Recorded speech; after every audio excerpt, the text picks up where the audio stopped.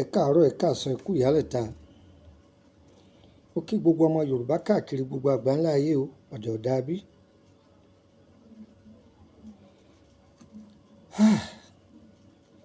Orúkọ mi ni Lukman ọmọ Ayédáre, bàbá ọgbọ́n ọmọ ọ̀dọ̀ àgbà. Ó yẹ wá nǹkan kan fìdílé tàbí kẹ́ fìdílé nǹkan. Ẹ jẹ́ á jọ kẹ́kọ̀ọ́ látara dúkìá Ọlọ́run yìí. Kí ni mo fẹ́ kọ́ wa? Mo fẹ́ kọ́ wa ní ọgbọ́n àwọn àgbàlagbà bíi 5 tọ́kàn jọra wọn. Kí làkọ́kọ́? Òun ni Àrùn tí máa da obìnrin láàmú.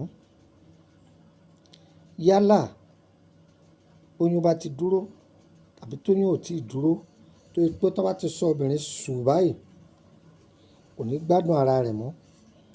Ògùn rẹ̀ ni mo fẹ́ kọ́ wa. Ẹ lọ wá odidi àtàrí kan, odidi àtàrí. Èyíkéyìí ejò, odidi ejò tó pé, àní górí rẹ̀ kó mbẹ̀, àní gé àṣẹ rẹ̀ kó. Èyíkéyìí ejò, àní lò pa débi pé yóò fi, débi pé gbogbo ara rẹ̀ ó bàjẹ́. A máa wá ká, bí ìgbà tá a bá ń ká okùn, mò ń wá okùn kan láti fi ṣe oṣokùn kan nítòsí mi níbí.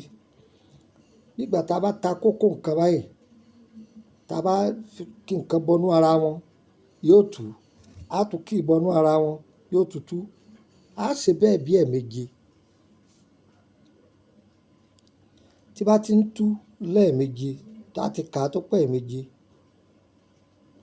á wá gbé jù ságbada pẹ̀lú odidi àtàrí ejò.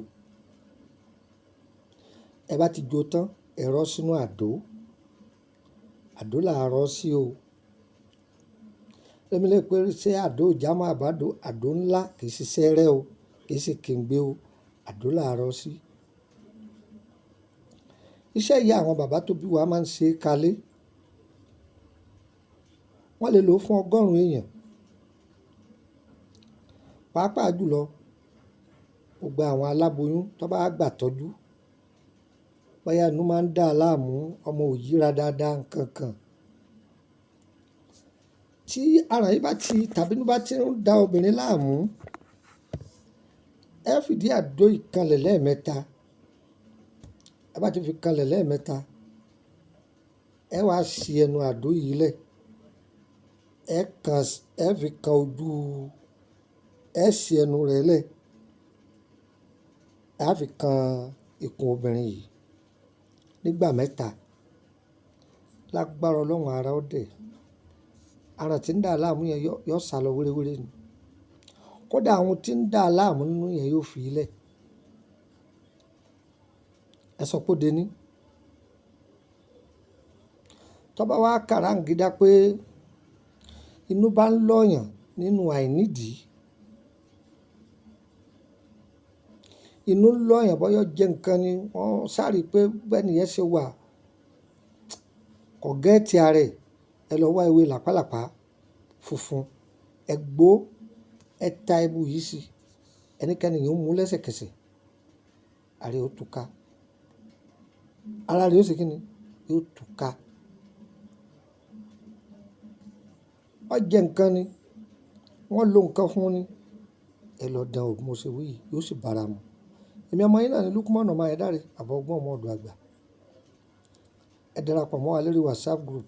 WhatsApp tí mo ní ọ̀nà méjì ló pín sí. Gbogbo WhatsApp group mi jẹ́ 25. Ìkan bẹ́ẹ̀ nínú rẹ̀ tá à ń pè ní private group. Ìkan bẹ́ẹ̀ tí ń jẹ́ ayé kò tọ́. Ìkan bẹ́ẹ̀ fèyí kọ́gbọ́n. Ìkan bẹ́ẹ̀ life spiritual solution. Ìkan sì ń bẹ olómi tútù ọba ìràwọ̀. Ṣẹ́rí private yìí tẹ́lẹ̀tẹ́lẹ̀ 5,000 ni wọ́n fi ń join rẹ̀, níṣẹ́ ó ti di 10,000. Àǹfààní tó wà níbi méjèèjì ọ̀tọ̀ọ̀tọ̀. Wọ́n tó bá join private group, gbogbo àwọn sẹ́ta ti fi sílẹ̀ tí ò yí ọ ọgbà láàyè rẹ̀ dáadáa. Ọlálà ọ̀fẹ́ máa gbọ́ tó máa lára ẹni ọ máa gbọ́ ewé kan ní òyí ọ a máa ṣàlàyé èyí ọ. Ọjọ́ in private group ọwọ́ àríṣẹ́ wa ní YouTube àbíbí kan ọwọ́ lọ kọ kọ́mẹ́ǹtì wọ́n ló ní kọ́mẹ́ǹtì ara rẹ̀ fún rẹ̀ níbi tó fi kọ́mẹ́ǹtì ẹ̀ sí ibẹ̀ lọ́ba ọ̀sẹ̀ ní tí ọ̀bọ̀ ká. Bẹ́ẹ̀ ni àwọn bàbá wa ní oògùn tá a bá sanwó fún ẹ̀yìn àrùn ní gbé ẹ gbọ́ kò sì jẹnu ṣùgbọ́n ọ̀tọ̀ bá wà ní public ọkàn jẹ́ mẹ́mbà lásán ni ò lè béèrè nǹkan kan kò sì jẹnu. Nọ́mbà wo lẹ lè fi bá mi sọ̀rọ̀ +2348032983298 +2348032983298 ẹ̀yẹ gbà kan sí +2348133155111 +2348133155111 ẹ jẹun fún yín ní nọ́mbà ẹ̀yọ̀ kan orílẹ̀-èdè Benin torí tẹ àwọn tí mo pè yí àwọn náà ní WhatsApp mi tẹ bá ti wá pè tí ò lọ ẹ bá mi sọ̀rọ̀ ní WhatsApp ṣùgbọ́n ẹ jẹun fún yín nọ́mbà orílẹ̀-èdè Benin +22954651928 +22954651928 yọ̀yẹ̀ wá o kò ní yí ẹ lẹ́ o wọ́n tó fẹ́ máa ṣe gbogbo iṣẹ́ ìtọ́fẹ́ kọ́ máa dá ọ lóhùn ìwọ náà ò kéré tán èèyàn 10 pín ìjọ kárí wọn ọwọ́ àdé mọ́lẹ̀ fún wọn wọn náà bá ṣe kò ní dá ọ lóhùn o ṣùgbọ́n ọ̀nà máa ṣe sàrà mẹ́ ẹ pín fáwọn èèyàn ọjọ́ jàǹfààní fún wọn ire o ire.